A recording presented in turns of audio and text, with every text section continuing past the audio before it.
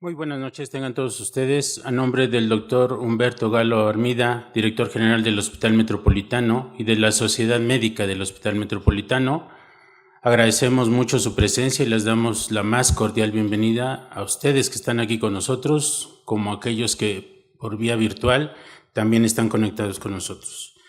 En esta ocasión vamos a tener el gran placer de oír la ponencia de un académico muy renombrado, el doctor, y aquí permítanme agregarle ese calificativo que los españoles tienen, en este caso me parece que muy bien ganado y muy bien merecido, doctor don Carlos Viesca Treviño, quien nos va a hablar sobre un edificio que todos nosotros, inmersos en la medicina, debiéramos tener como una motivación, como una inquietud de tener el conocimiento de los antecedentes, de cuándo se formó, por qué se formó, en qué circunstancias se formó, en fin, todo eso que para nosotros, los que estamos inmersos en la medicina, debiera ser parte obligatoria formativa.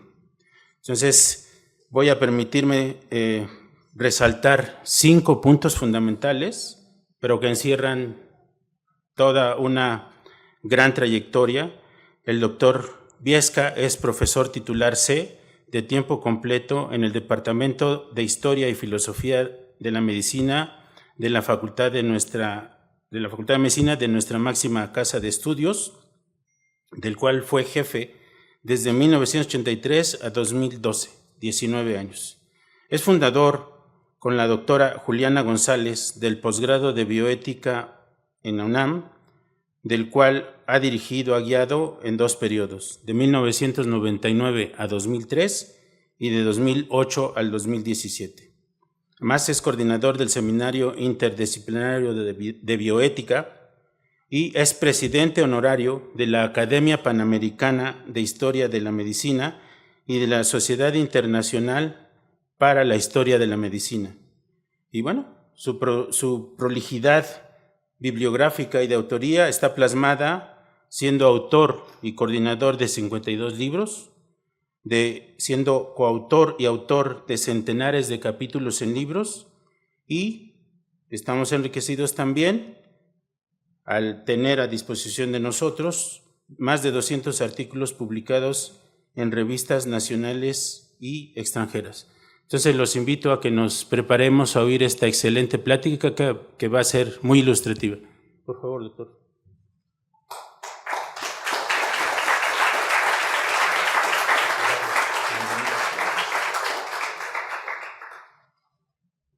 Bueno, muchas gracias. Ya el buenas tardes lo dimos hace un ratito en la entrevista, pero no quiero dejar de agradecer al doctor Pérez Castro y al señor director del hospital la invitación que me han hecho para estar con ustedes y platicar de qué ha significado un edificio, un palacio, en la vida médica de México, y en donde empiezo contándoles una cosa que a mí me encantó en su momento. Llevé a un sobrinito mío que venía de una ciudad del norte con su mamá, fueron a visitar al palacio y al entrar y me dice el niño: oye tío, ¿qué se siente ser habitante de un palacio?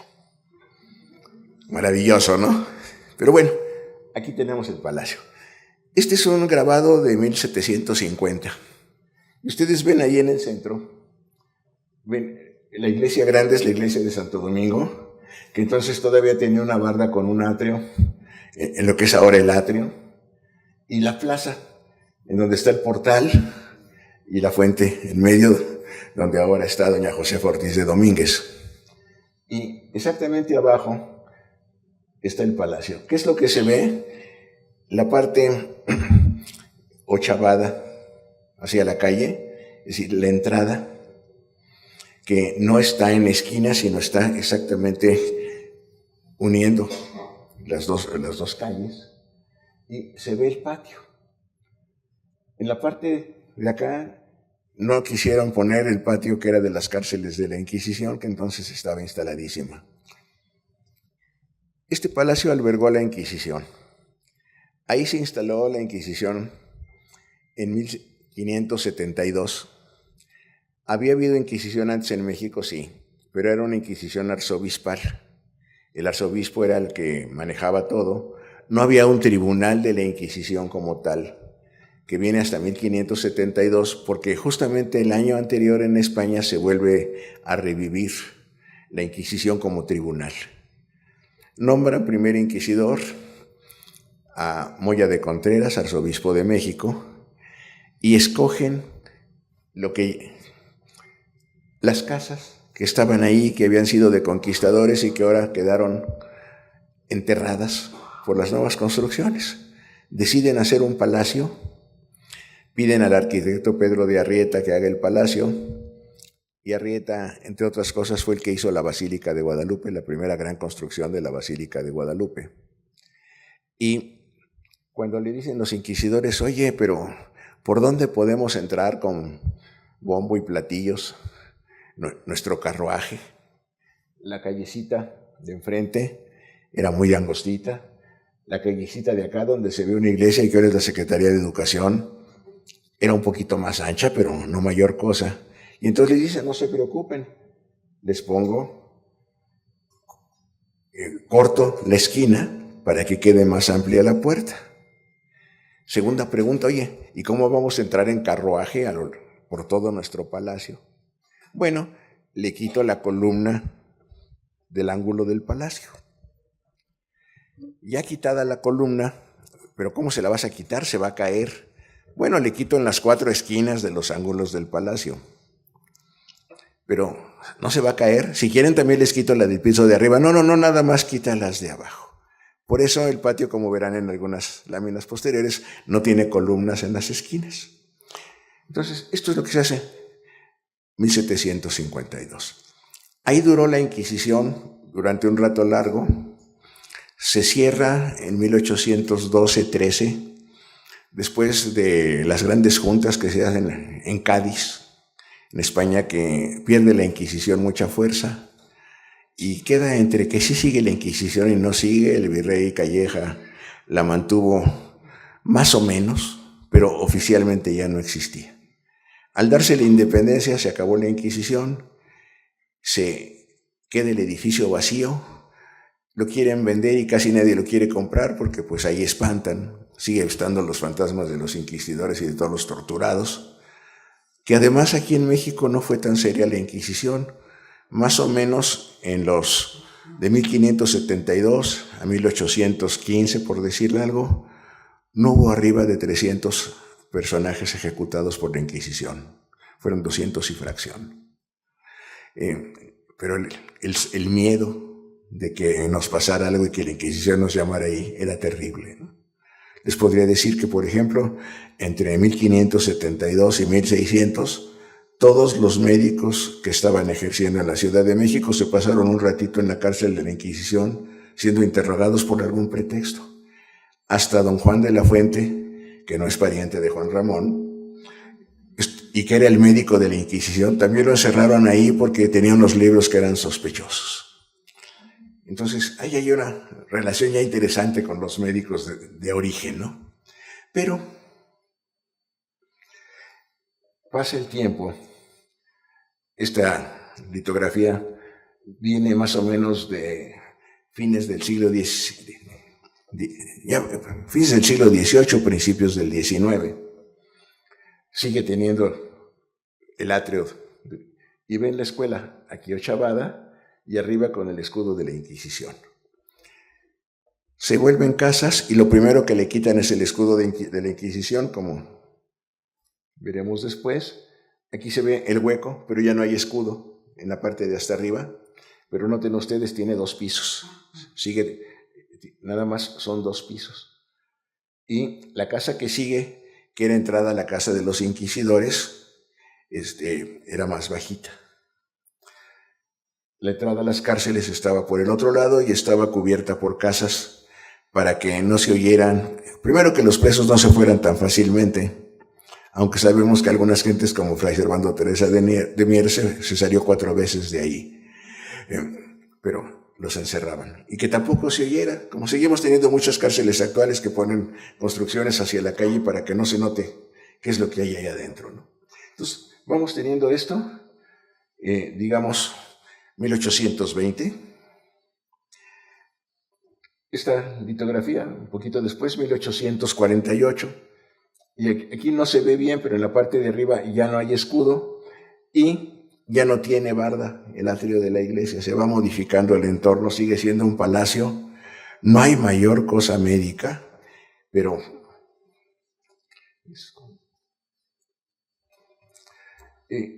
aquí estaría el escudo y tenemos ahora ya la plaza vacía y sigue habiendo procesiones, ya no hay Inquisición, ¿verdad? Y 1855, este personaje, don Urbano Fonseca, que era uno de los grandes funcionarios del Ayuntamiento de la Ciudad de México y del gobierno, logró que a los médicos que habían andado itinerantes, y aquí tendríamos nuestra Facultad de Medicina que se funda en 1578, y que el 6 de enero de 79 hace la primera inauguración de sus cursos, Facultad de Medicina de Real y Pontificia Universidad de México. En la independencia se convierte en Nacional y Pontificia Universidad de México. 1833, Valentín Gómez Farías anula la universidad, pero la Facultad de Medicina se convierte en el cuarto establecimiento de ciencias y está trabajando en lo que era el edificio de la universidad, donde está hoy la Suprema Corte de Justicia. Aunque parte también de la universidad estaba en el edificio que está en la mera esquina entre Palacio Nacional y las ruinas ahora de Templo Mayor, donde hubo una cantina muy interesante de la universidad que ahora la convirtieron en museo. Hay gentes muy contentas y gentes muy tristes por este hecho, ¿verdad?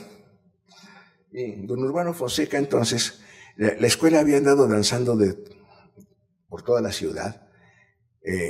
Cuando se cierra la universidad y entonces se instalan un ratito en Betlemitas, donde está el Museo de Hacienda, pasa un ratito a San Hipólito, lo convierten en cuartel, Santana lo saca de un lado o de otro, están un poquito en San Juan de Letrán, en una pequeña institución, y Urbano Fonseca consigue que se le venda a la Facultad de Medicina, en ese tiempo Escuela Nacional de Medicina, el edificio. Se le venda barato. Fueron más o menos 50,000 pesos lo que se pagó por el edificio, y gran parte de ese dinero fueron los salarios caídos que Santana no había dejado que se les pagaran a los profesores de la escuela. Entre 1852 y 55, la mayor parte de las clases se dieron en casa de los profesores y no les pagaron. Entonces se juntó eso y con eso se abona. Y aquí tenemos la escritura del palacio. Como ven ustedes, no es todo el palacio que tenemos hoy. Aquí está la entrada por la plaza. Este es el patio principal.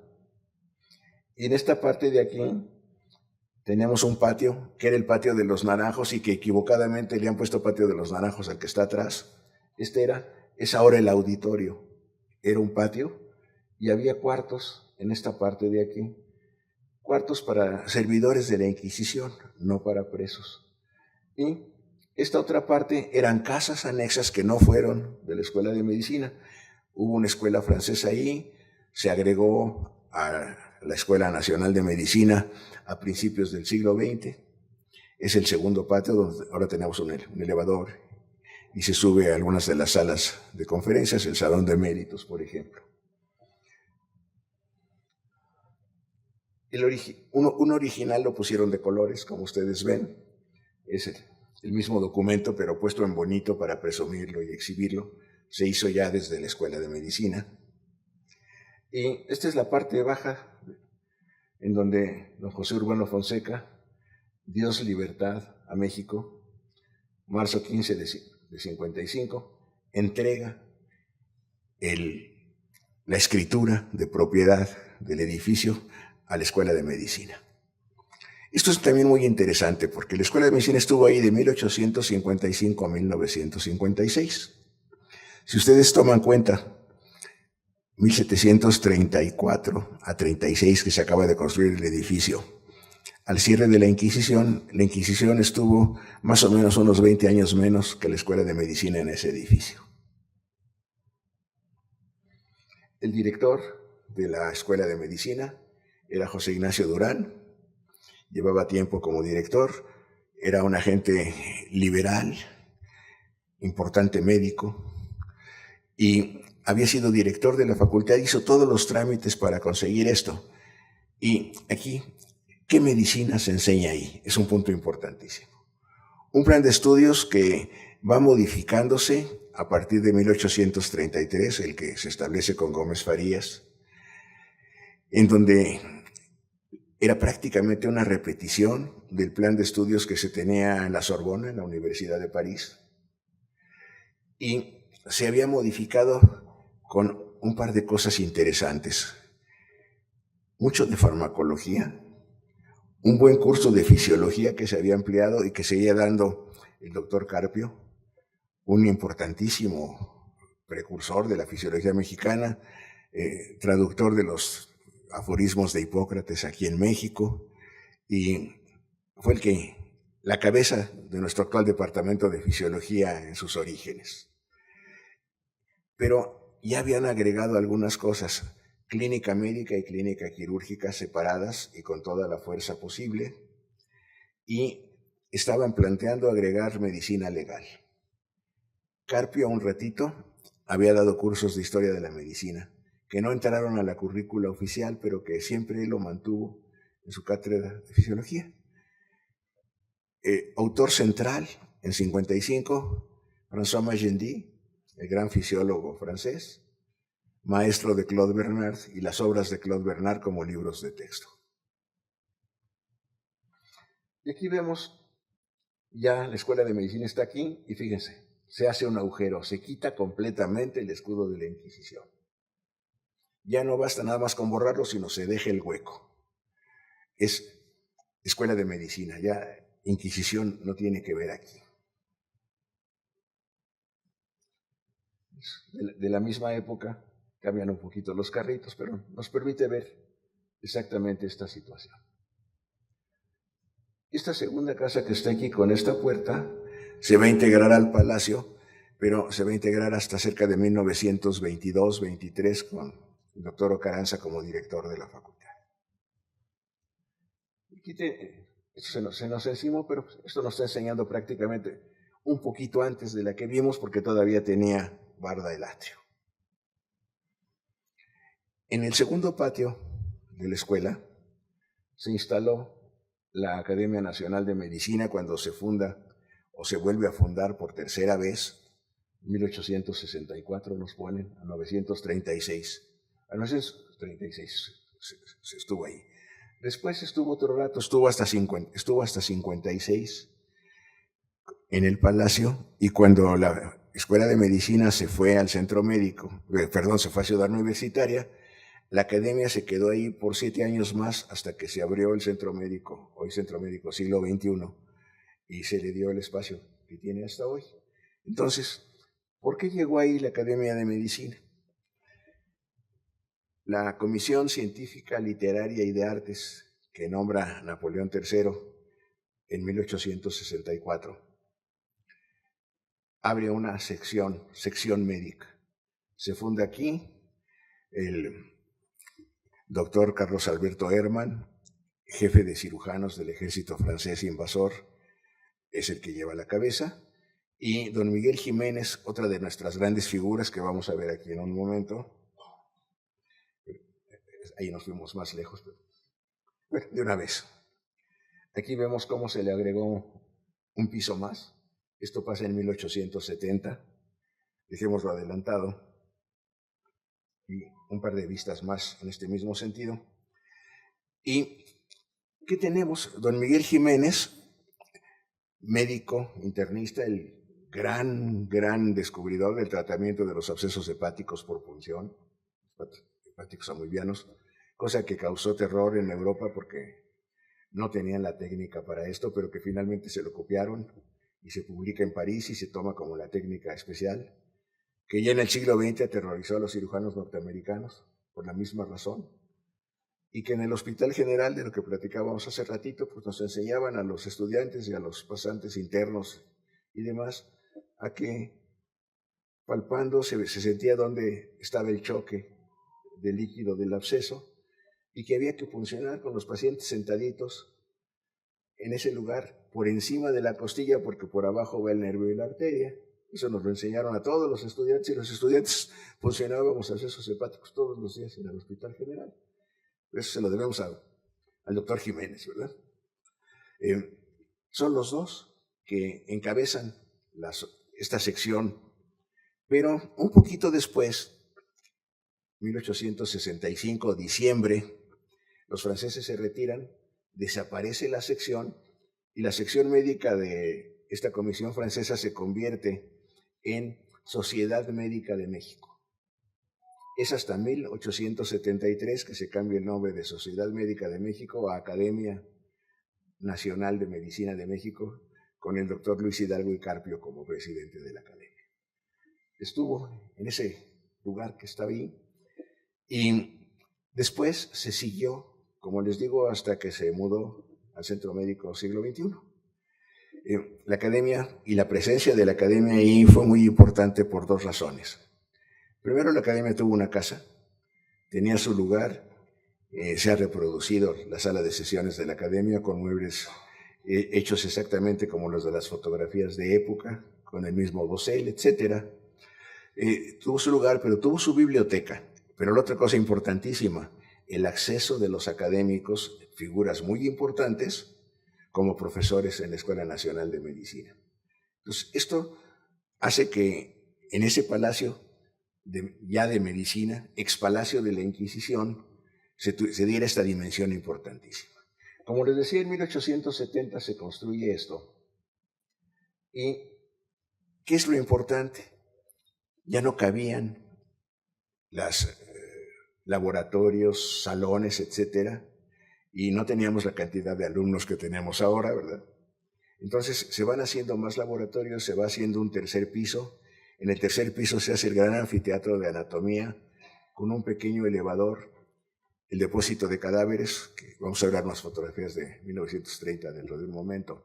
El depósito de cadáveres estaba en el primer piso, exactamente a la derecha de la entrada actual del auditorio, una sala que estaba junto a la de la academia, que estaba abierto, era un patiecito, y se subían los cadáveres por elevador hasta el tercer piso donde estaba la sala de disecciones.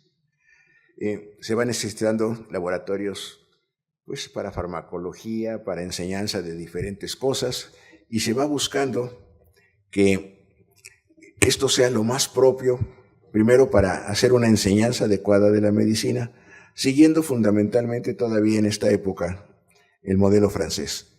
Hay un diálogo continuo con la medicina francesa, que era la más importante del mundo en esta parte.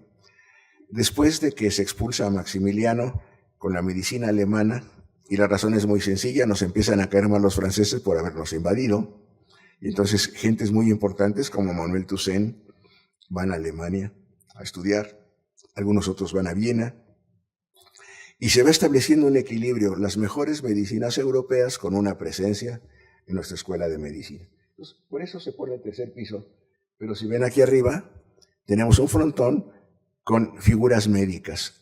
Se está recordando ya medicina. Y aquí tenemos el patio en ese momento. Fíjense, hay dos cosas curiosas. Este era el anfiteatro de anatomía.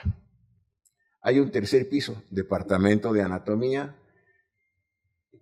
laboratorios de fisiología y el edificio. Si ustedes ven ahorita esto, verán que el piso del patio estaba mucho más alto de lo que está ahora, porque le fueron poniendo capas a los pisos.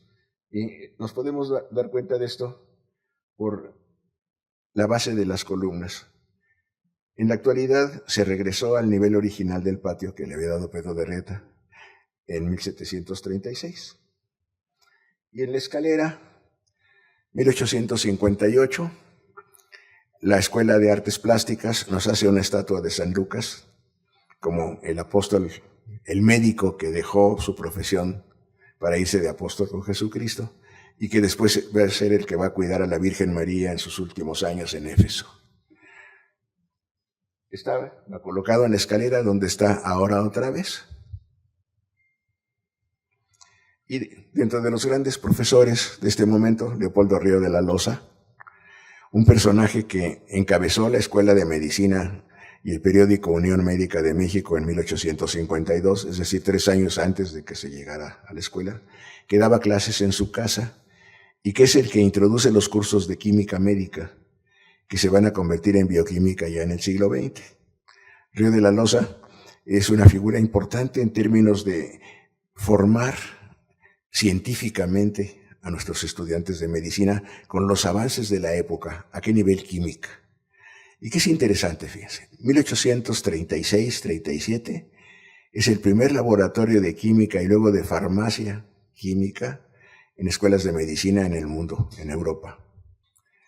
Aquí Río de la Loza empieza muy temprano, empieza en los 40, le da forma, es el representante, pero también es director de la Facultad de Medicina ya instalada en el Palacio. Y tenemos otros 2 personajes importantísimos. El doctor Jiménez, del que ya hablamos, sus trabajos sobre el exceso hepático, pero también trabajos sobre las neumonías. Tiene un libro precioso sobre las neumonías, planteando los diferentes aspectos de hepatización del tejido pulmonar, cómo se va volviendo opaco a la percusión y al ruido del estetoscopio, y cómo en ciertos momentos hay respuesta a lo que ahora se conoce desde el siglo XIX como escodismo, que arriba de un derrame pleural hay un aumento de las vibraciones vocales. Todo esto lo trae Jiménez y hace un trabajo espléndido para plantear que la clínica en México es igual o mejor que en cualquier parte del mundo. Aquí tenemos una deuda con él, y yo diría tenemos una obligación. ¿Obligación de qué? De que nosotros, médicos mexicanos, sigamos desarrollando una clínica al nivel de las mejores del mundo. No quiero decir la misma que hacía Jiménez, sería una estupidez, pero sí, utilizando todos los medios modernos y los conocimientos modernos, darle esa dimensión, pero con un punto central: no perder de vista nuestra proximidad con el paciente. Acuérdense ustedes que clínica es una palabra que viene del término griego kliné, cama. Se hace junto a los pacientes, no se hace a distancia. Ahora podemos ver imágenes, pero la imagen que sea, la inteligencia artificial, que son herramientas espléndidas, maravillosas para utilizarse, no suplen, sino enriquecen la buena clínica. Este otro personaje, también director de la Escuela Nacional de Medicina en los 70s, fines de los 70s, es Rafael Lucio, otro gran clínico. A él se le debe la primera descripción en el mundo de la lepra manchada, lepra en la que no hay las lesiones lepromatosas, los tubérculos, sino hay manchas hipocrómicas en el cuerpo que no tienen sensibilidad. Él lo describe así, junto con la Disao de la Pascua, cuyo nombre lleva ahora una institución dermatológica también de primera importancia.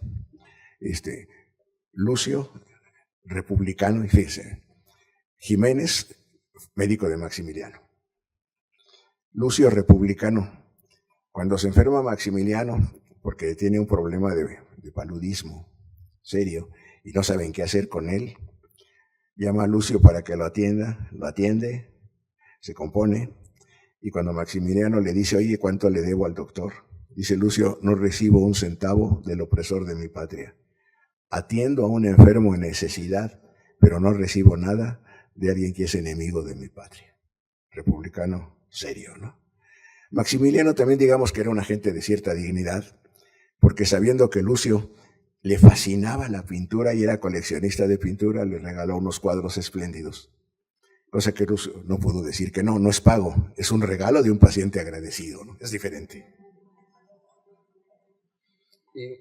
Este señor medio cortadito fue el profesor de cirugía en esos mismos años 70, Montes de Oca, médico militar, cirujano de primera línea, fue el fundador de la Escuela Médico Militar también, fue profesor en la Escuela Nacional de Medicina, y él se debe en varias cosas interesantes: la proliferación de las ambulancias para traslado de enfermos y cirugía que le empieza a hacer en campo de batalla durante la Guerra de Intervención Francesa, planteando amputaciones a toda velocidad.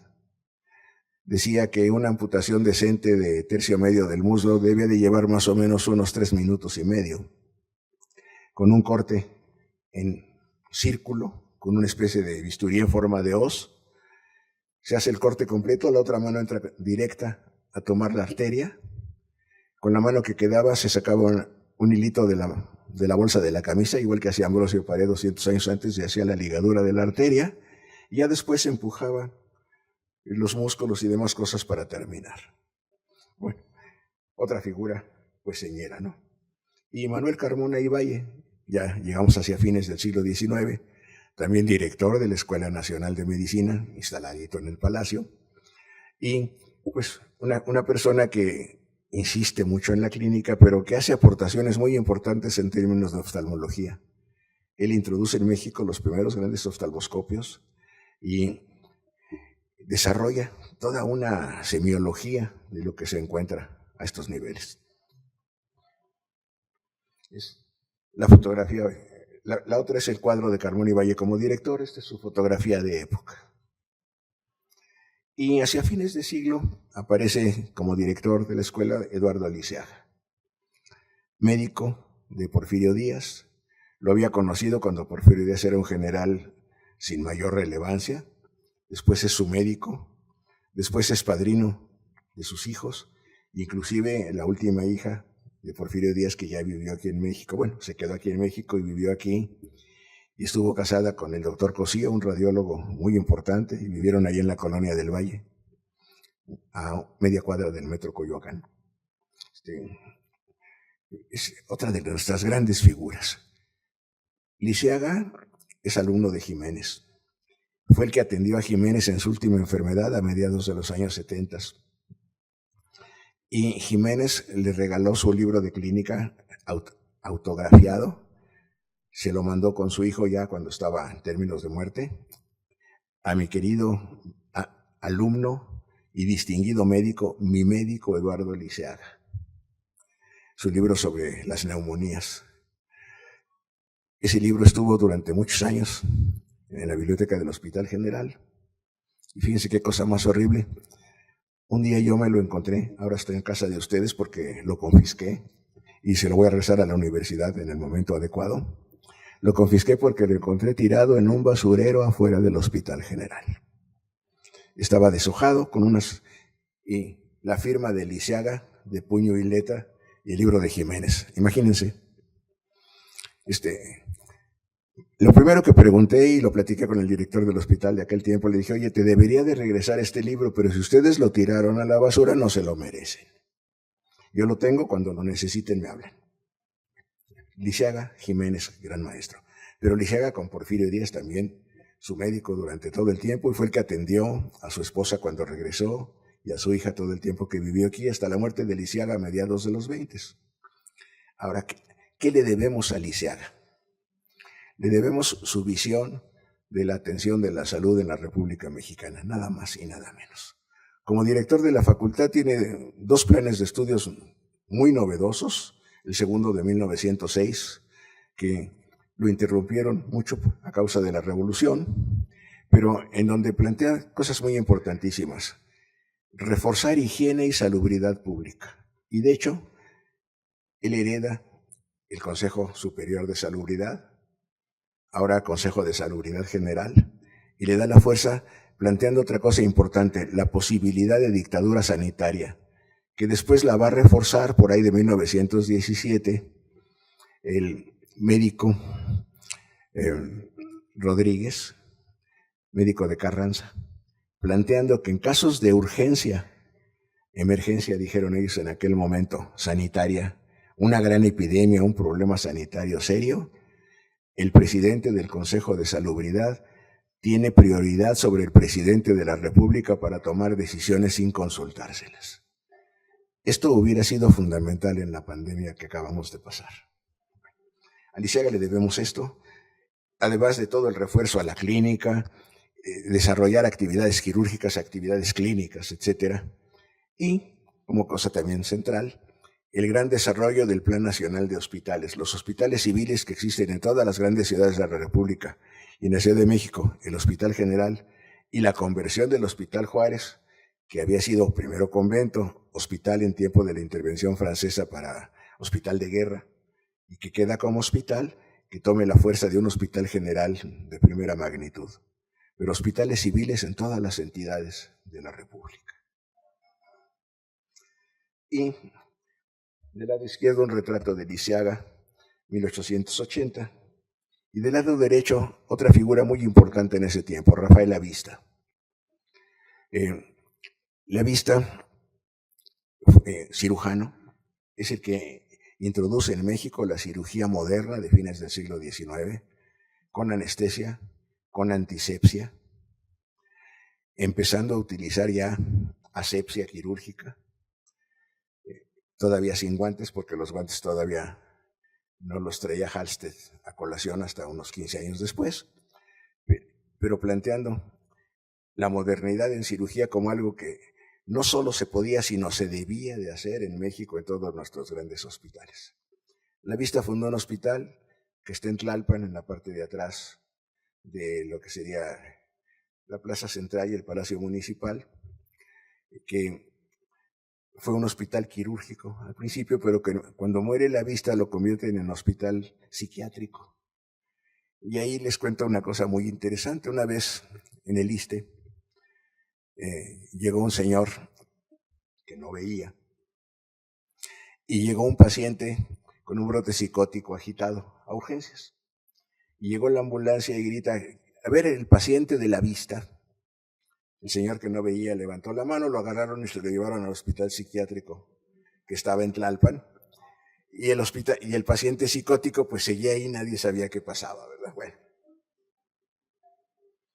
Ahora fíjense, en 1913, este es el patio central del palacio. San Lucas lo bajaron de la escalera y lo pusieron en este pedestal. ¿Qué sucedió en ese momento? Sucedió que ya está la revolución, está Victoriano Huerta instalado ahí y pone a su médico como director de la facultad. Médico muy importante, fue el primero en separar siameses toracófagos en el mundo en 1917, ya cuando se instaló en Estados Unidos. Y como director dice, vamos a hacer muy bonita nuestra escuela, pongamos plantas, bajemos a San Lucas para que sea más significativo, se pone vidrios y cosas muy bellas en la parte alta del segundo piso del edificio. Y fíjense cómo queda en esa época la vista de este segundo piso en una litografía de ese momento.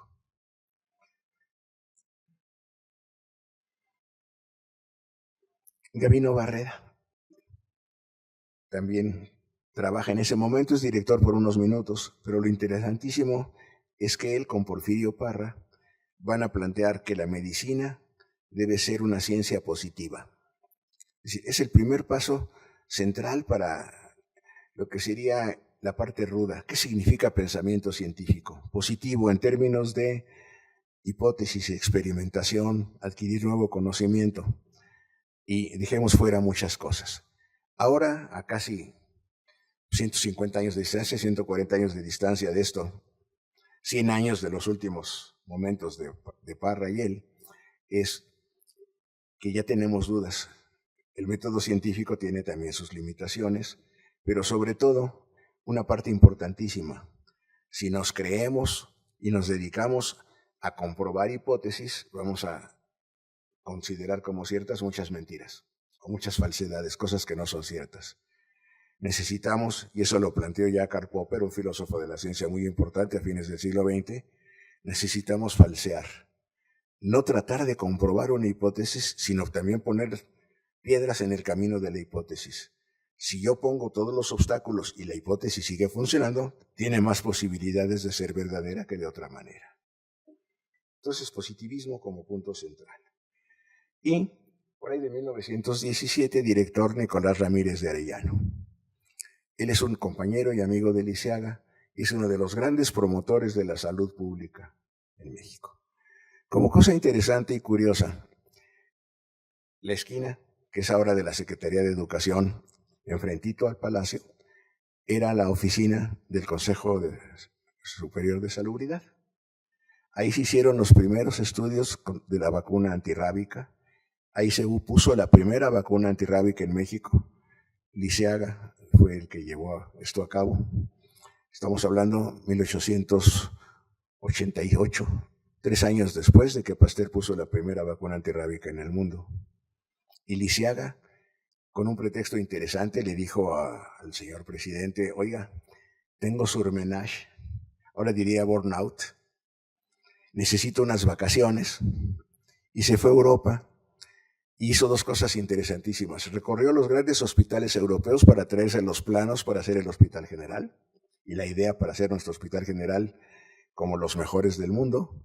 Y pasó al Instituto Pasteur, y Pasteur y Roux le regalaron un cerebro de conejo inoculado que se trajo en un camarote especialmente alquilado para esto. Y a partir de ahí desarrolló vacuna antirrábica en México y pone la primera. Ahora, como cosa interesantísima, unos meses después de esto, en San Luis Potosí, el doctor Miguel Otero, leyendo los textos de Pasteur y demás cosas, y consiguiendo perros rabiosos en la calle, logra atenuar el virus de hacer una vacuna también en México.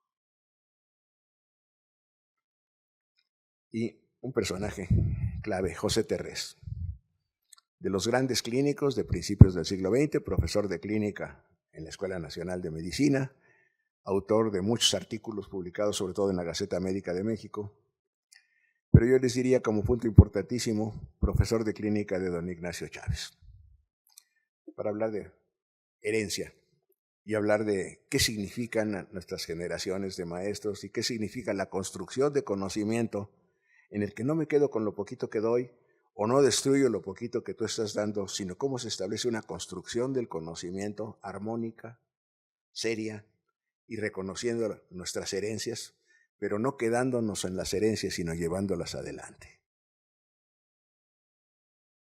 Y aquí tenemos la Plaza de Santo Domingo, aquí ya ven con los sombreros, 1917-18, tiempo de la Revolución, con el edificio de 3 pisos. ¿Y cómo eran las aulas en ese tiempo? Aquí tenemos el aula donde se daba la teoría de anatomía. Estaba situada ahora en el primer piso del palacio, en el patio principal, en la sala que está del museo, antes exactamente de la esquina del edificio. Si ustedes ven el tipo de muebles francesados, bonitos, algunas sillas de estas quedan por ahí en el palacio, en la actualidad se guardan en el museo. Aquí tenemos otra aula en donde estos escaloncitos permiten que alguien suba a una parte superior y desde la tribuna pueda dar clases magistrales. Y un laboratorio, en este caso de fisiología, de este lado. Este está exactamente en la esquina, donde está ahora la sala de la academia en el museo. Y fíjense cómo estuvo el Paraninfo, pero esto nos está llevando a 1931. Ya José Vasconcelos había establecido Universidad Nacional Autónoma de México y el lema de por mi raza brada el espíritu. Y el palacio en esa época de fines de los años 20. Doctor Amor, de los importantes para el desarrollo de la ginecología en México en ese tiempo. Y vamos viendo cómo se va vistiendo y cambiando la plaza. Aquí apareció doña Josefa Ortiz de Domínguez, y en esta casa habían instalado ya la escuela de odontología. La compró el doctor, se me fue. La compró después maestro de fisiología. Y se da a odontología, pero después se queda con ella. Ocaranza, el doctor Ocaranza. Y esta es precisamente la casa. Si ustedes ven, Universidad Nacional, Facultad de Odontología. Ahora se ha rescatado, este es Brasil 35 en la actualidad y es una de las entradas. Originalmente era una casa anexa a la Inquisición, en donde habitaban los inquisidores, era casa de los inquisidores. En ese tiempo estaba en este piso la Escuela de Odontología y en el piso de arriba la Academia de Cirugía cuando se funda en 1936, que después se baja a donde después fue la biblioteca y ahorita es una sala que está vacía porque están pensando que se puede poner correctamente ahí. Y el doctor Ocaranza, que les mencionaba. Ocaranza es otra figura interesantísima, que médico militar, que trabaja en Sonora, está en Guaymas mucho tiempo, está ahí en el movimiento de la Revolución, viene acá y queda prendado por estudios de fisiología, se vuelve fisiólogo, estudia fisiología y es una inmensa figura en la fisiología mexicana. A él le debemos realmente la modernización de la fisiología, con un detalle a uno de sus alumnos importantes, José Joaquín Izquierdo, de Ocaranza, bueno, Izquierdo lo vamos a ver en un ratito, lo beca a Estados Unidos para que estudie fisiología nada menos que con Walter Cannon. Y Izquierdo se vuelve el revolucionario de la fisiología, pasando de la escuela francesa a la escuela de Cannon, escuela norteamericana. Fisiología experimental de primera línea. Esto es interesante. Las manifestaciones pidiendo la autonomía universitaria en 1929. Aquí fue donde se pararon Vasconcelos y las gentes en el último momento de la lucha cuando se ganó la autonomía. Y director, poquito después, Ocaranza fue director a fines de los años 20 y don Ignacio Chávez entra en 1930 hasta principios de 34 en que le hacen una huelga y tiene que salir corriendo, como después le sucedió también ya en la universidad. Después de la huelga médica de 65, el presidente le hizo un movimiento en contra de él para sacarlo y fue muy interesante, a mí me tocó estar cerca ahí ese día. Llegaron una serie de gorilas a sacar al maestro Chávez de la rectoría. Salió, los encaró y les dijo, nadie me toca y no me muevo hasta que no tenga la certeza de que en presidencia no hay apoyo para la universidad. Agarró el teléfono rojo, le llamó a Díaz Ordaz, le contestó Díaz Ordaz y le dijo con todo respeto, señor presidente, vienen aquí gentes que creo que mandó usted a correrme ignominiosamente porque no lo dejé terminar ignominiosamente con el movimiento médico. Algo le contestó Díaz Ordaz y le dijo, correcto, me voy. Regresó, nos dijo, no hay apoyo para la universidad, me voy para que no haya mayor destrucción. Les dijo a los que lo iban a correr, ustedes quietos ahí, tomó sus papeles en su portafolio y salió dignamente en medio de todos, que nadie se atrevió a tocarlo ni a molestarlo. Pero en 1933, don Ignacio Chávez plantea, son 100 años de que Gómez Farías anuló la Universidad Nacional y Pontificia y abrió los establecimientos de ciencias. Ahora somos Escuela Nacional de Medicina y propuso, y duró 3 años, Facultad de Medicina porque estableció un doctorado. Después desapareció y esto se rescató hasta 1960. Vamos a hacer esto y vamos a celebrar. Y hace la primera gran remodelación del palacio. Este es el cuadro del doctor Chávez como director de la facultad. Y hace un boletín para la celebración del centenario, creación del establecimiento de ciencias médicas, obra de Gómez Farías, y logra que los restos de Gómez Farías se lleven de su casa, que estaba en donde está el Instituto Mora ahora, a la Rotonda de los Hombres Ilustres. Se hace una ceremonia de todo lujo. La nieta de Gómez Farías, le regala una litografía de su papá a don Ignacio Chávez, agradeciéndole la acción. Y don Ignacio hace esta medalla. De un lado, Gómez Farías, con la fecha de su nacimiento y de su muerte. Del otro lado, lo que era entonces la Escuela Nacional de Medicina en 1933. Él remodela el palacio con un arquitecto, el arquitecto Villagrán, el mismo que construyó los dos institutos de cardiología, el primero y el actual, y que le construyó su casa al doctor Chávez, y uno de nuestros grandes arquitectos. ¿Qué es lo que va a hacer en 1933? Ponerle al palacio una arquitectura de tipo Art Deco. ¿Por qué? Porque era la máxima en ese momento. A algunos nos puede gustar menos, nos puede gustar más, pero hay una parte. ¿Y qué fue lo que hizo? Miren, aquí tienen ustedes la oficina de director de don Ignacio Chávez. Este escritorio se lo diseñó el arquitecto Villagrán. El doctor Chávez, cuando fue rector, lo rescató de una bodega en donde estaba tirado y lo subió. Cuando lo corrieron, lo tiraron a una bodega. El doctor Fernández del Castillo lo rescató. Está en el palacio. Y yo tengo la fortuna de disfrutar de este escritorio. Y uno de los grandes cuadros, cuadro de Cabrera. Y ya las mismas caras se ven. Esta es la cara de la esposa de Cabrera. Con eso se puede identificar el cuadro, aunque no se afirma. Y es uno de nuestros grandes cuadros de la pintura colonial, siglo XVIII. Y esto estaba exactamente en la esquina del primer patio, en la puerta del lado derecho, era la oficina del director. ¿Cómo remodeló Villagrán el auditorio? Fíjese lo interesante. Lo vuelve Art Deco.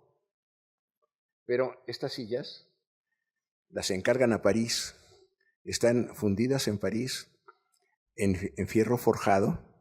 Y si ustedes ven, da idea de olas que se mueven, algo muy característico del Art Deco más fino de Francia en esa época. Y tenemos una entrada muy bien disfrazada y la otra puerta, que son las dos que se siguen usando. Estas sillas las hemos rescatado y están ahora en el Departamento de Historia y Filosofía de la Medicina. Y en una remodelación posterior que hicieron, ustedes verán que el auditorio ya no tiene estas bancas. Las iban a tirar. Y a mí me tocó en ese momento estar de jefe del departamento y la jefatura del departamento nos hacía responsables del palacio. Y los tuve que amenazar que si tiraban o vendían una sola de esas sillas, yo iba a poner una demanda jurídica para que se fueran a la cárcel todos los que hicieran eso. Ya las estaban empacando. Las sillas las rescatamos. No se pusieron en el auditorio, pero que son las que están en una gran parte de las aulas que tenemos ahí. Traídas por don Ignacio Chávez, de una fábrica de primera línea, vamos a decir francesa con un poco de malinchismo, ¿verdad? Pero de excelencia.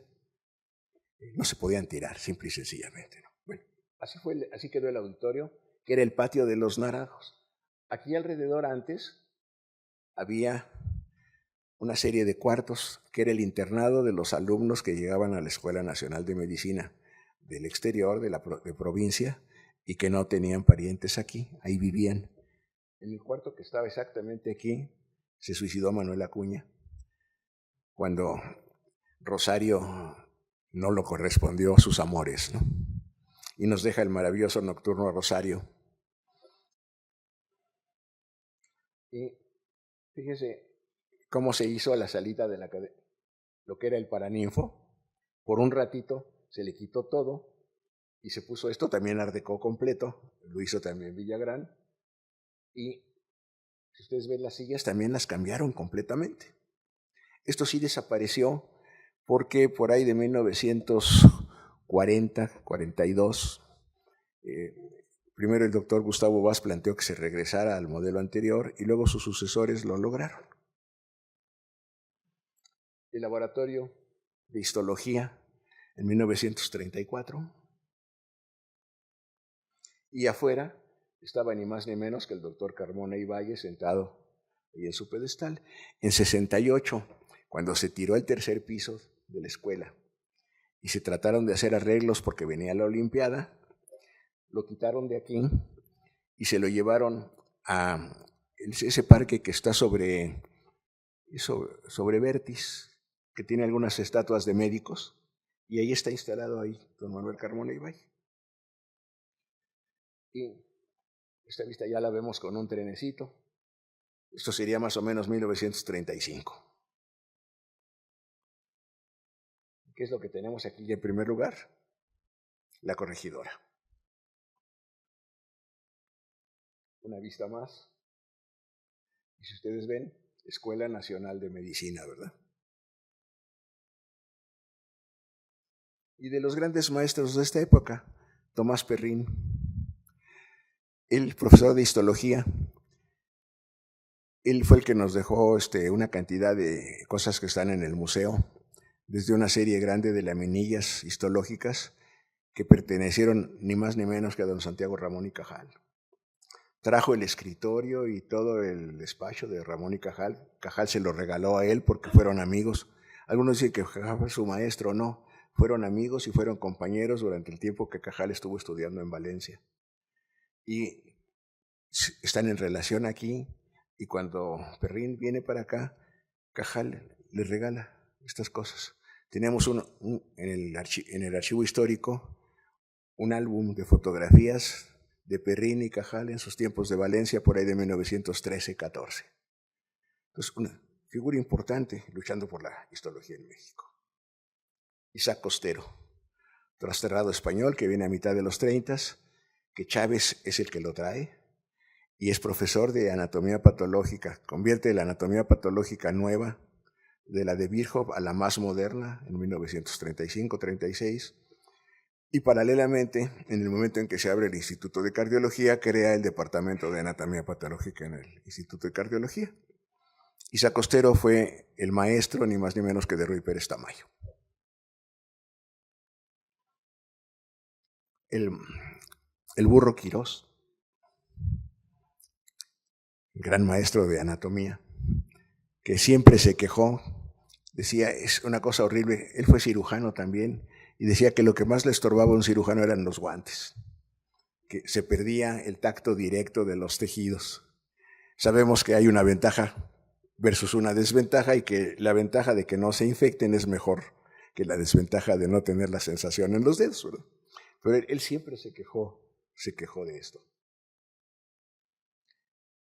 Don José Joaquín Izquierdo, que ya mencionamos, como el que trae la fisiología de Walter Cannon y da la gran fuerza a la fisiología experimental, y desarrollan un departamento de de fisiología precioso en el primer piso del segundo patio, donde está ahora la Sala Soberón, que es uno de los lugares de gala, y el Salón de Eméritos.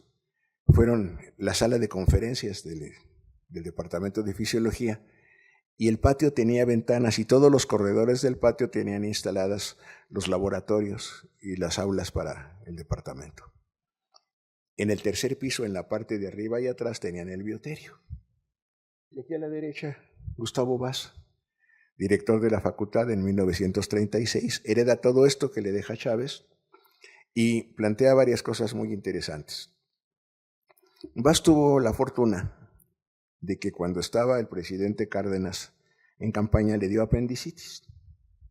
Y Vaz lo operó en un sanatorio que se llamaba Gastón Melo, que estaba a un lado del Hospital General, donde está ahora la entrada donde está el metro. Lo opera del apéndice. Le va muy bien a Cárdenas, es presidente, acaba su campaña. Y cuando Cárdenas funda el Instituto Politécnico Nacional y quiere cerrar la universidad, Vaz le dice que es un crimen cerrar la universidad porque es nuestra institución, y le dice que es indispensable que la medicina siga teniendo su lugar, que la Escuela de Medicina del Politécnico que se funda en esos años es una escuela de medicina rural. Y esto es muy interesante ahorita, que el gobierno actual está planteando que necesitamos formar médicos de atención primaria de la salud, pero nada más, y no médicos de atención primaria de la salud que sepan medicina y que puedan ser especialistas y que puedan ser lo que quieran, y que lo que debemos de hacer es que los médicos de atención primaria tengan sueldos decorosos, es un punto central. Yo diría no sueldos ni salarios, sino honorarios decorosos. Y va bien. ¿Y qué le dice Vaz a Cárdenas? Politécnico no es Escuela Nacional de Medicina, es una escuela de medicina rural, y así nació la Escuela de Medicina del Politécnico. ¿Y qué te ofrezco para que entiendas que la Escuela de Medicina es central? El servicio social.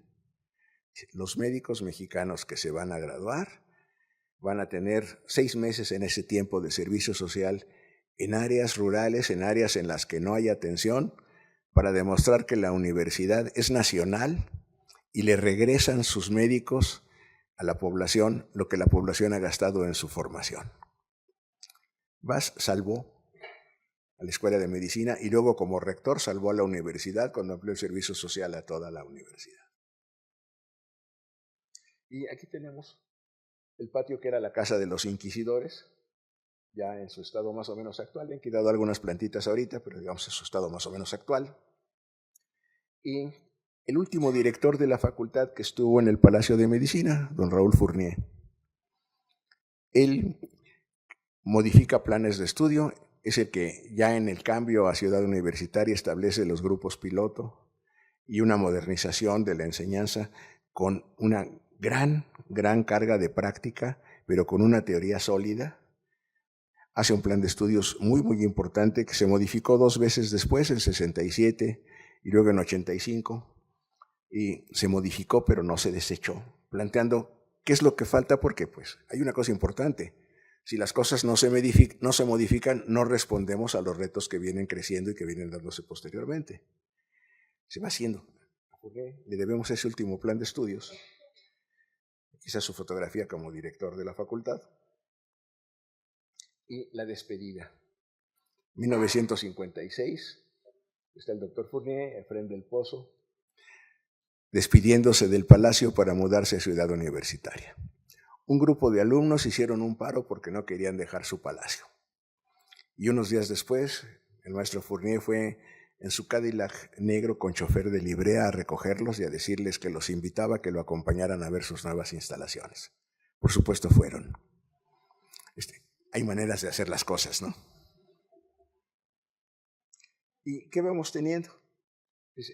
Esto fue la portada de la revista de la Facultad de Medicina, el último número que hizo Fournier todavía estando allá. Todavía Escuela Nacional de Medicina.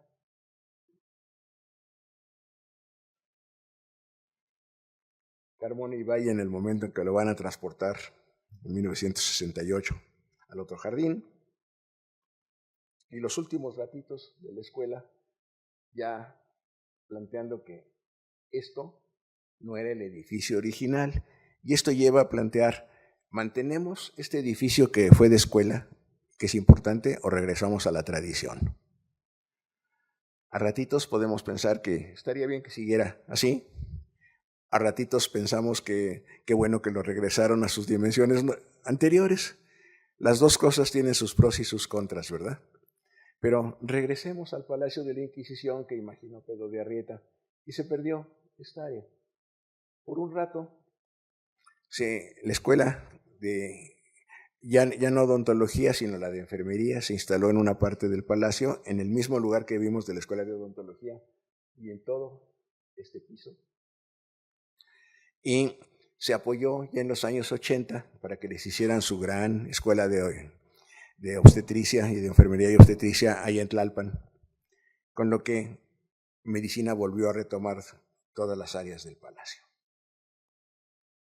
Ustedes ven ya aquí, son camionetas de los años 50, ¿no? Más fines de los 60. Y últimas fotografías que tenemos en este sentido, aquí todavía con su tercer piso, vean el nivel del patio y el camino hacia la escalera, y este barandal que se pone en el 870, muy tipo francés, y que se modificó, verán ustedes en algunas fotografías, que se regresó al barandal de fierro forjado que tenía en tiempos de la Inquisición. Y don Guillermo Soberón, en su fotografía como rector, él a fines de los años 70 siguió un movimiento que encabezaba el doctor Francisco Fernández del Castillo, el doctor Laguna, que era director de la facultad, y un grupo de profesores. Estaba Ruy Pérez Tamayo, estaba Fernando Ortiz Monasterio, un grupo muy grande de profesores, planteando que la Facultad de Medicina, todavía ya en ese tiempo facultad, tendría que rescatar su palacio. El palacio estaba abandonado. Todavía antes de la reconstrucción había quedado abandonado, la academia se fue, los filarmónicos de Venus Rey se apoderaron del auditorio, había 2 grupos de gentes que convirtieron el patio principal en estacionamiento, Y en 1973, con el doctor Fernández del Castillo, y a mí me tocó ir con él porque yo era su ayudante, y Juan Somolino, Hermilo Castañeda, convencimos al director, el doctor Laguna, y al rector de que había que regresar a nuestro palacio, y nos fuimos a instalar ahí. Ahora sí que luchando contra todos los que estaban ahí, sacándolos uno por uno. Palacio en terribles condiciones, pero quedó ya nuestro otra vez. ¿Y qué se hace a fines de los 70? El doctor Soberón, también convencido por este grupo que ya les mencionaba, plantea y inventa una cosa: démosle vida al pasado. El pasado de la Facultad de Medicina es el Palacio de Medicina de Santo Domingo. Vamos a reconstruirlo en la forma más correcta, más adecuada. Vamos a convertirlo en el Museo de la Medicina Mexicana y establecer ahí dos cosas: el Departamento de Historia y Filosofía de la Medicina y la Oficina de Graduados. Lo que es ahora la unidad de posgrado de la facultad estuvo en el Palacio un rato. El doctor Soberón empieza a hacer esto junto con el doctor Octavio Rivero, que era el director de la facultad, y el doctor Fernández del Castillo, en este retrato que no lo favorece mucho, pero que es el que pusieron en el Salón de Méritos. Y hacen este folleto: Palacio de la Escuela de Medicina, Historia. Nos platican mucho de lo que les he platicado ahorita. Ya le quitaron el piso. Se lo habían quitado en 68 para la Olimpiada, pero no habían hecho nada más. Y se restablece el escudo de la Inquisición. No somos Inquisición, pero no tenemos por qué quitarlo, que artísticamente e históricamente ahí estaba. Esto se movió y se da esta medalla conmemorativa a las personas que contribuyeron. Se hizo una campaña de recaudación de fondos. Vinieron de muchas partes fondos, vinieron del gobierno de la Ciudad de México, lo que fue después la Fundación Slim, pero los médicos mexicanos, muchos cooperaron con tantito o con más dinero, y se les dio esta medalla conmemorativa de restauración del edificio. Y este fue el anuncio: démosle vida al pasado, restauración. Y así es como quedó la entrada del edificio. Esta es la última fotografía, y ya no quise poner muchas de lo actual, porque hay como 100 más allá abajo de esto, ¿verdad? Para no llevarnos demasiado tiempo. ¿Por qué? Porque lo actual, pues lo pueden ver ustedes, ahí está. Está el Museo de la Medicina Mexicana. Se han hecho algunas modificaciones, se han cambiado salas, se han hecho muchas cosas, pero ahí está presente el Museo de la Medicina Mexicana. Tenemos nuestra biblioteca histórica, que también ha sufrido muchas cosas muy serias en los anteriores 10 años, porque de 75,000 volúmenes que teníamos, desaparecieron 13,000.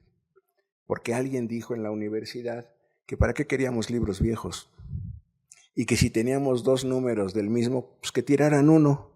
Y por ejemplo, tiraron el segundo ejemplar que teníamos de los libros de Claude Bernard. Eso se llama barbarie. Yo ya no estaba a cargo, afortunadamente, porque o hubiera matado a alguien o me hubieran corrido ignominiosamente, pero son cosas que no deben de pasar, ¿no? Se han rescatado algunos, pero tenemos una biblioteca histórica muy importante, todavía 50,000 volúmenes, con un archivo histórico, y el museo, que ahí está. Entonces, el palacio es un símbolo. Volviendo a lo que me decía el sobrinito, ¿verdad? ¿Qué se siente ser habitante de un palacio? Pero ahora les digo a todos ustedes, ¿qué se siente ser copropietarios de un palacio? Porque como vimos, el palacio se compró con los sueldos de los profesores de medicina. Entonces, es nuestro. ¿Qué significa ser propietarios de un palacio? ¿Y qué significa ser los herederos y representativos de una tradición médica de excelencia que ahí creció, si pensamos en el lugar físico, pero agreguémosle los hospitales donde se iba a los cursos de clínicas, agreguémosle las áreas de servicio social, agreguemos todo lo que se ha construido alrededor y que está significando la imagen, la estatua de la medicina mexicana actual. Muchas gracias.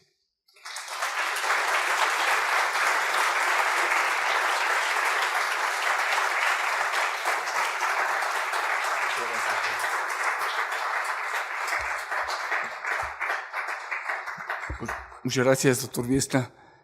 No sé, pasamos esta última etapa de la reunión, es cuando ponemos al público la oportunidad de que nos den algún punto de vista o que nos hagan una pregunta.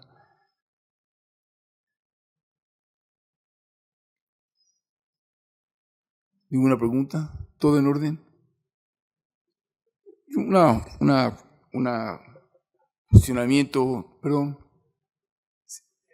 Yo tengo una inquietud, tomando en consideración lo que se comenta sobre la presidencia de María, que cerró la universidad y más apoyo a la medicina. ¿Será por el Voy, ya lo traté.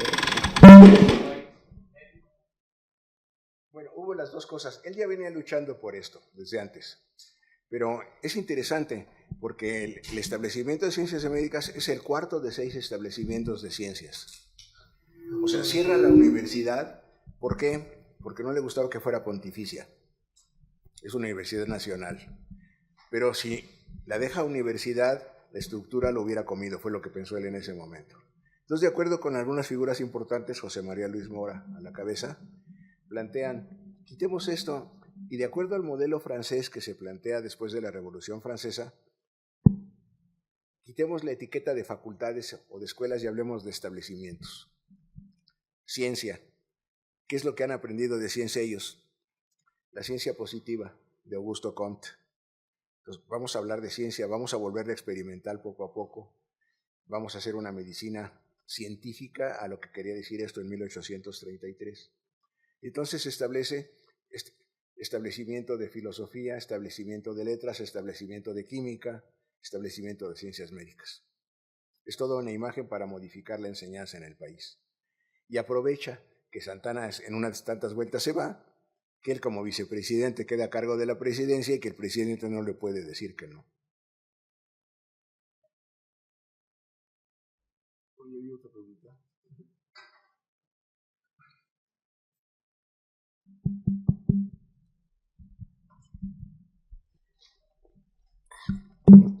Doctor, buenas noches. Soy la doctora Maribel Ibarra, soy intensivista pediatra. Muchas felicidades por su ponencia y muchas gracias por compartir esta parte de la historia de la medicina. Algunos sí tuvimos la suerte de llevar ahí la clase de historia y filosofía de la medicina, y lo que ahorita nos platica sobre lo que pasó con la biblioteca es una gran tristeza. Me tocó revisar alguna parte de los libros que hay ahí y pues muchos dirán que son libros viejos, pero sí tienen las bases de alguna parte de la medicina. Leí algunos libros que hablaban sobre empacho, mal de ojo, susto, y parecerá, o sea, absurdo, ¿no? Que nosotros leamos esas enfermedades de esa época, pero ya si nos ponemos a revisar, si tienen un sustento científico esas enfermedades de todo lo que escribieron en esa época. Entonces sí estaría muy interesante que nos diéramos una vuelta, revisáramos nuevamente los libros, porque tienen las bases de la medicina actual. Claro, y mira, al margen de esto, estas enfermedades, empacho, susto y todo, vienen de la medicina, no solamente de la medicina prehispánica, sino se conservan en la medicina tradicional mexicana. Y cuando después de Alma Ata, en los años 80, la OMS plantea que hay medicinas tradicionales que atienden a una buena parte de la población de este mundo, en México yo diría ahorita más o menos unos 13 millones de nuestros habitantes, esas son las enfermedades que conocen ellos por tradición. Ahora, algunas de ellas tienen traducción desde el punto de vista nuestro. Te dicen, bueno, empacho, comimos de más y nos empachamos. No hay mexicano que no entienda esto, ¿verdad? Ahora, médicamente, ¿qué significa? Significa que en cierto momento se nos distendió el estómago y que la comida no baja como que debiera de bajar para llegar al sanitario. ¿Y qué sucede? Empacho en los niños lloran, les va muy mal, les cuesta mucho trabajo vomitar, pero vemos cosas interesantísimas. ¿Qué nos dicen? Úntale la barriguita con pan puerco, que es un aceite, y después le pellizcas la piel de atrás de la espalda y le jalas y truena, le truenas el empacho. ¿Y qué sucede? Que el intestino se empieza a mover y los niños se componen. Esto es interesantísimo porque ahora sabemos que ese jalón, ¿saben lo que hace? Es un estímulo brutal a ganglios simpáticos. Y que entonces damos una contracción de intestino ya no con el parasimpático que hace que se relaje, sino con una reacción del simpático abdominal que hace que se mueva. O sea, tenemos bases fisiopatológicas para entender que esto sirve. Y la otra cosa interesantísima, muchos de estos libros no son solo los antiguos, son libros de antropólogos médicos actuales que han vuelto a encontrar esto en muchas partes. Epidemiológicamente es significativo, entonces es doblemente importante. Sí, yo. Había una pregunta. ¿En qué han contribuido los hospitales privados en la historia de la medicina? Bueno, es una pregunta muy importante. Han contribuido en cubrir lo que no han podido cubrir los hospitales públicos en diferentes momentos. ¿Qué es lo que tenemos? Fíjense. Aquí vamos a ver, es un problema socioeconómico muy importante. Si nos vamos a la Edad Media o al siglo XVI, los enfermos iban a dar hospitales de caridad. Los atendían generalmente frailes y una vez a la semana pasaba por ahí un cirujano o un médico para ver cómo andaban las cosas. Y las gentes ricas, los señores feudales, los reyes, los gobernantes tenían sus médicos de cabecera. Entonces aquí habíamos un problema socioeconómico. ¿A quién le puedes pagar y a quién no?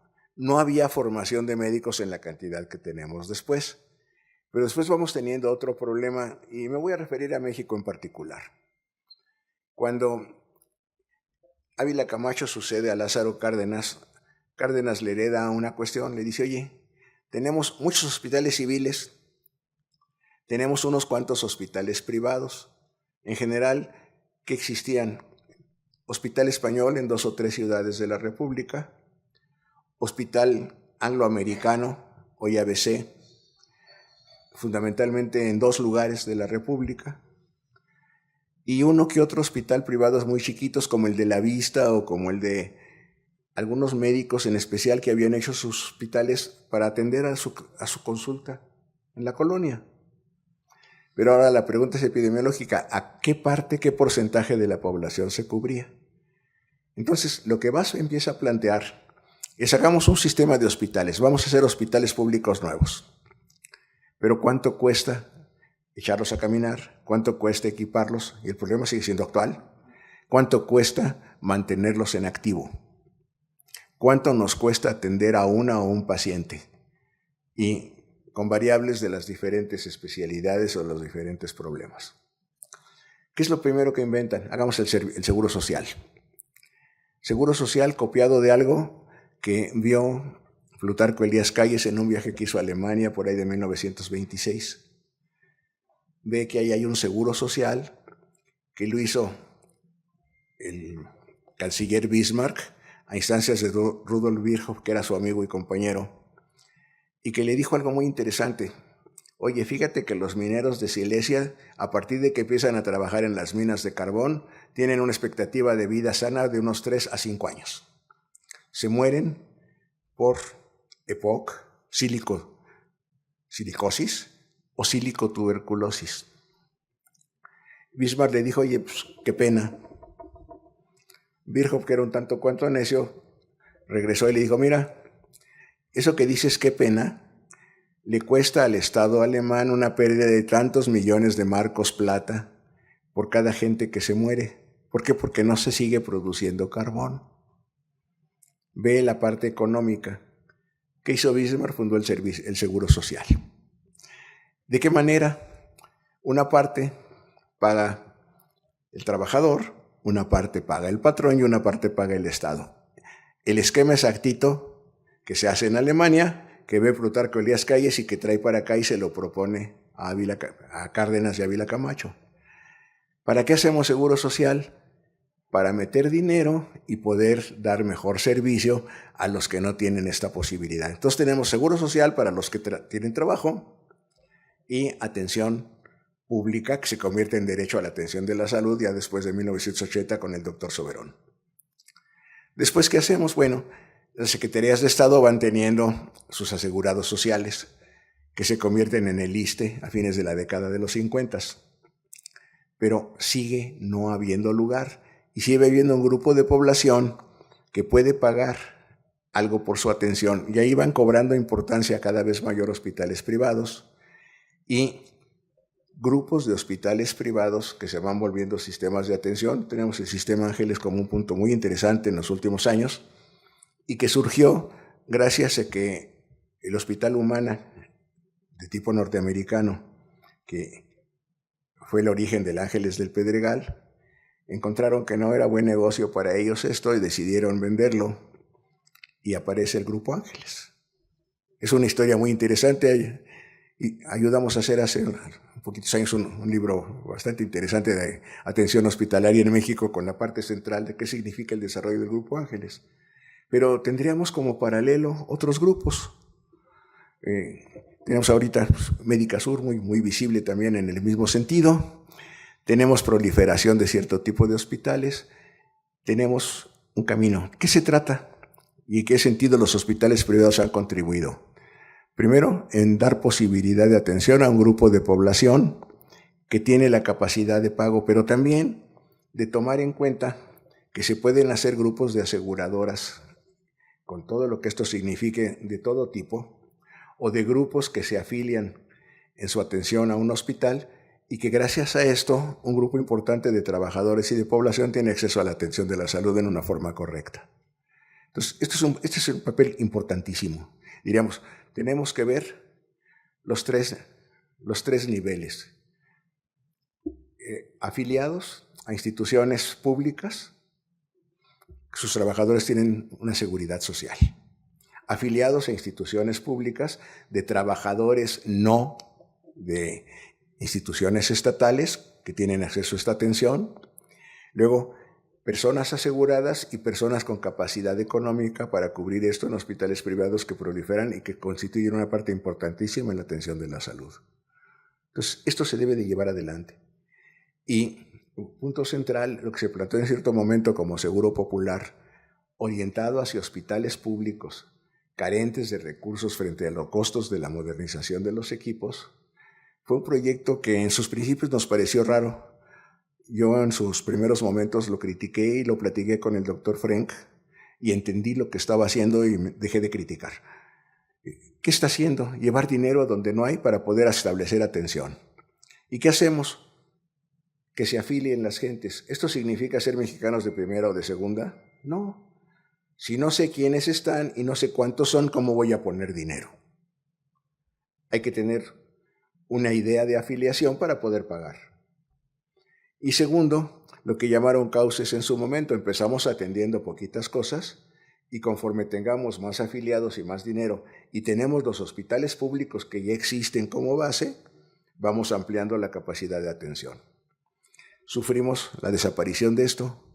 Y ahorita tenemos este juego de Insabi y demás cosas que no pinta demasiado bien, ojalá y me equivoque, y que habrá que modificar justamente para plantear algo muy importante, que es acceso a la atención de la salud a toda la población mexicana. Gracias, muchas gracias. A ver, Héctor, última pregunta. Gracias. Muchas felicidades, doctor, por la plática, por esta bella plática. Quisiera saber si usted tiene o sabe dónde están los cánones de medicina maya. Va a esto mi pregunta.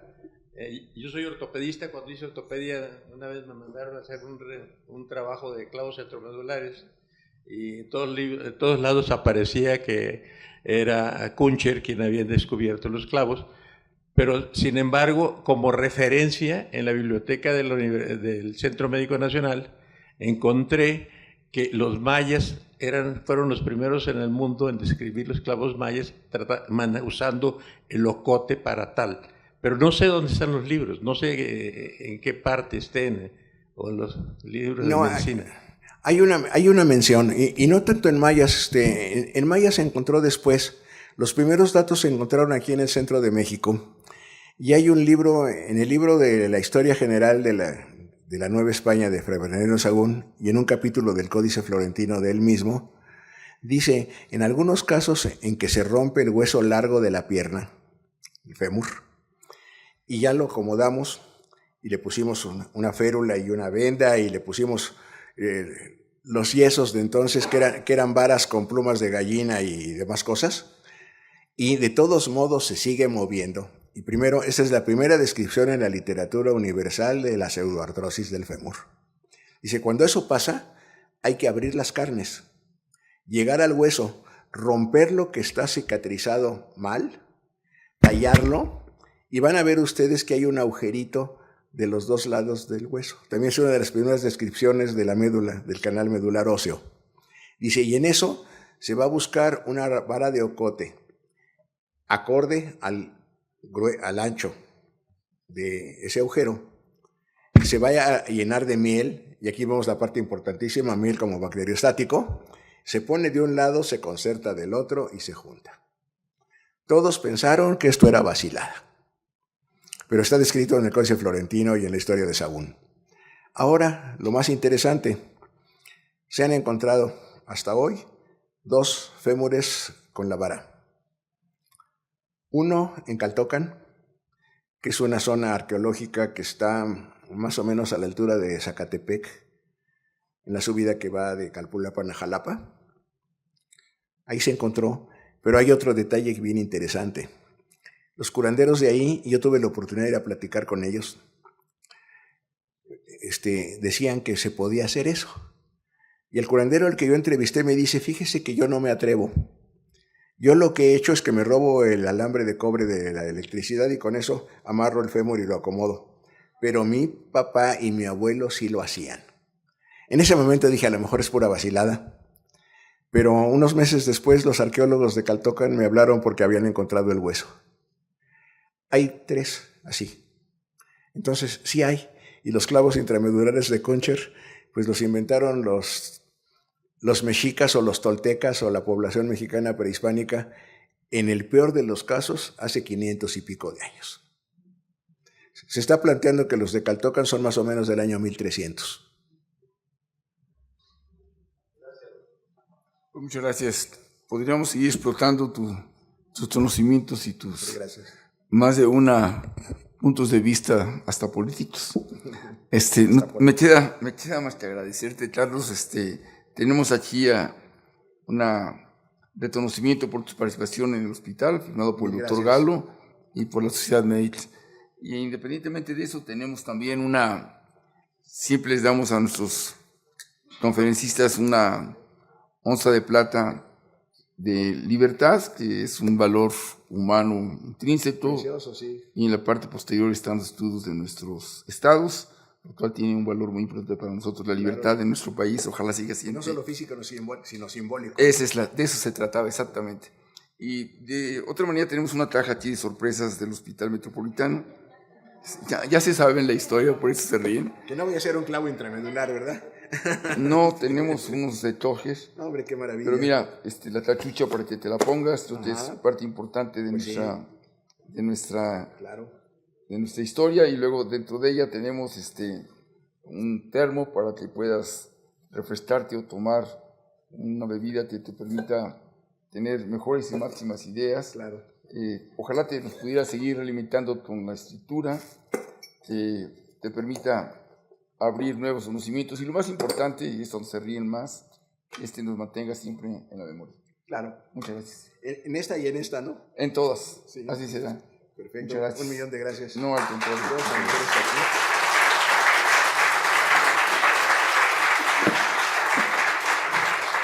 gracias. ¿Este es tuyo? Sí. Yo te ayudo. Mira, la ponemos aquí ahorita, la acomodamos, ¿no?